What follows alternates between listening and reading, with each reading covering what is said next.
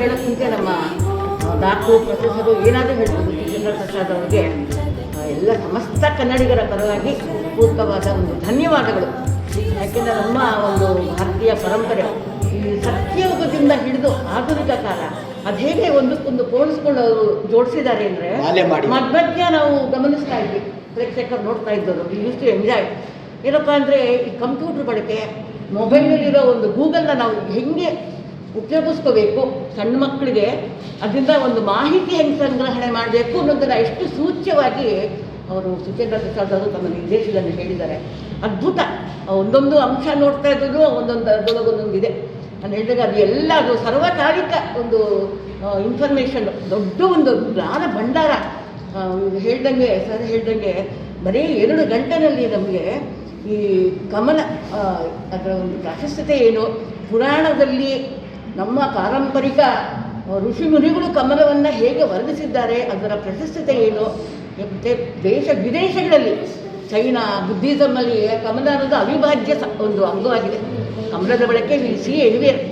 ಮತ್ತು ಇನ್ನೊಂದು ನನಗೆ ತುಂಬ ಇಷ್ಟ ಆಗಿದ್ದು ಅಂತಂದರೆ ಈ ಚಿತ್ರದಲ್ಲಿ ಯಾರೂ ಮುಖಕ್ಕೆ ಮೇಕಪ್ ಮಾಡ್ಕೊಂಡಿಲ್ಲ, ಪ್ರಸಾದನ ಬಳಸಿಲ್ಲ ಅವರು. ಸೊ ಹೇಗೆ ಕಮಲ ಯಾವ ಒಂದು ಮೇಕಪ್ ಇಲ್ಲದೆ ಆ ಕಮಲಕ್ಕೆ ಬರೋ ಆ ಒಂದು ಪಿಂಕ್ ಕಲರ್ ಏನಿದೆ, ಆ ಒಂದು ಸೂಕ್ಷ್ಮತೆ ಕಮಲದಲ್ಲಿ ಬರುವಂಥದ್ದು, ಇದೆಲ್ಲ ಅದು ಅದಕ್ಕೆ ತಾತ್ಕಾಲಿಕವಾಗಿ ಹೊಂದ್ಕೊಂಡು ಬಂದಿದೆ ಅಂದ್ಕೊಳ್ತೀನಿ. ದಟ್ಸ್ ಮೈ ನೇಚರ್, ನನಗನ್ಸಿದ್ದದು. ಸೊ ಈ ನೇಚರ್ ಪ್ರಕೃತಿ ಏನಿದೆ ಅದನ್ನು ನೇರವಾಗಿ ಪ್ರತಿಬಿಂಬಿಸೋದು ಕಮಲದ ಹೂವು, ತಾವರೆ. ಸೊ ಅದೇನ ಸೂಚ್ಯವಾಗಿ ಇಟ್ಕೊಂಡು ನಮ್ಮ ನಿರ್ದೇಶಕರಾಗಲಿ ಡಾಕ್ಟರ್ ಲೀಲಾವತಿ ಮೇಡಮ್ ಅವರಾಗಲಿ ಎಷ್ಟು ಸುಂದರವಾಗಿ ಮನೋಜ್ಞವಾಗಿ ಸೂಚ್ಯವಾಗಿ ಇಂಡೈರೆಕ್ಟಾಗಿ ಯಾವುದೇ ಪ್ರಸಾದನ ಬಳಸದೆ ಮಾಡಿರೋದು. ಮತ್ತು ನಮ್ಮ ಭಾರತೀಯ ಪರಂಪರೆಯ ಎಲ್ಲ ಕಲಾ ಪ್ರಕಾರಗಳನ್ನು ಅತ್ಯದ್ಭುತವಾಗಿ 2 ನಿಮಿಷ ಬಂದು ಶತಾವಧಾನಿ ಡಾಕ್ಟರ್ ಶತಾವಧಾನಿ ಗಣೇಶ್ ಅವರು, ಡಾಕ್ಟರ್ ರಂಜಿನಿ ವಾಸುಕಿ ಇವ್ರುಗಳೆಲ್ಲ ತುಂಬ ಚೆನ್ನಾಗಿ ಯಾವುದೋ ಅಂಶವನ್ನು ಬಿಡದೆ ಅವರು 2 ಗಂಟೆ ನಮಗೆ ಒಂದು ಚಿತ್ರಣ ಕಟ್ಕೊಟ್ರು.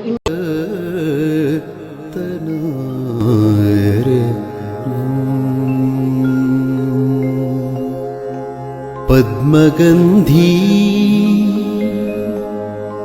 ಸುಗಂಧ